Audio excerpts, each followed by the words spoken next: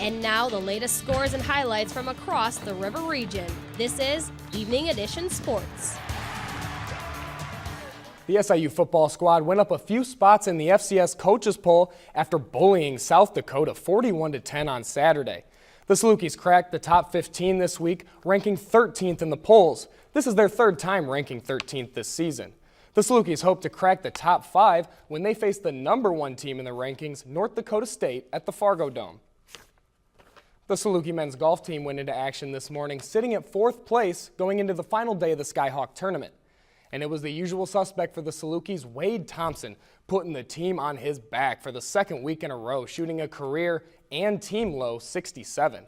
They're currently in action right now and then get a week off until their next tournament, which is on October 20th.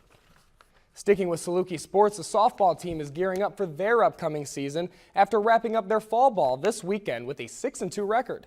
The Salukis swept Division I powerhouses Indiana and Butler. All this success is coming off the heels of an impressive 28-win season last year that their coach Kerry Blaylock says should continue due to the team's depth. The Salukis' regular season schedule will be announced later this week.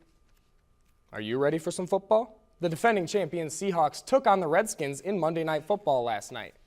We picked this one up in the final minutes of the first half. Oh, Russell Wilson, you're tricky. Fakes out the whole Redskin defense and takes it to the house. He had 122 rushing yards on the game. But Kirk Cousin, doing his best Robert Griffin impression, throws this one to Deshaun Jackson. 60-yard touchdown for the former Eagle. That is a nice, impressive play. But then this play at the end of the game, this one's important.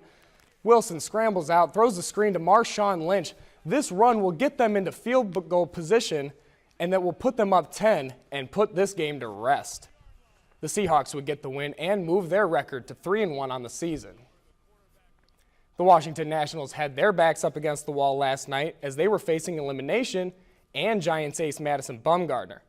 Didn't look like it was going to fare well for him, but Bumgarner gives them some health in the 7th as the sack bunt. No! Where are you throwing it? Into the bullpen. That'll score 2 runs as the Nationals take a 2-run lead.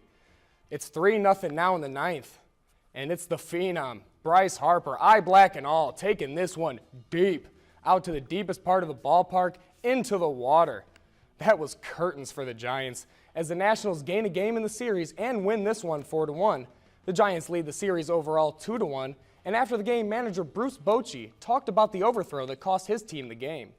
It's such an intense game, and I know they wanted to get that out at third base, but you're probably trying to do a little too much there, and they played so well these type games, and hey, we made a mistake, and we got to learn from it, but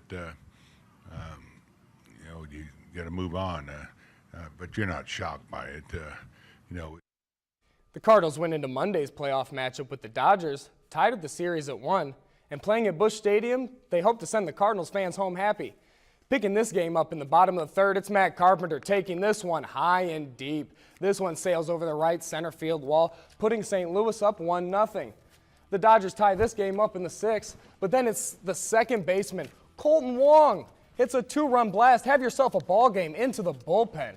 That would turn out to be the game-winning runs because of John Lackey, the ageless wonder. This man's been pitching in the postseason forever. He went 7 strong, and in the 9th, it's Trevor Rosenthal closing it down. It's 3-1 now. That'll be it. If the Cardinals get the victory and take a lead in the playoff series 2-1, they're actually playing right now as well. Do you have a live update on that?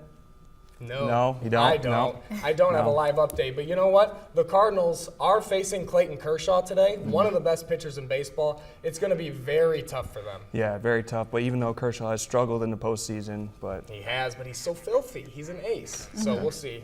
We wish the Cardinals the best. Yes, we do. Right. Thanks, Zach.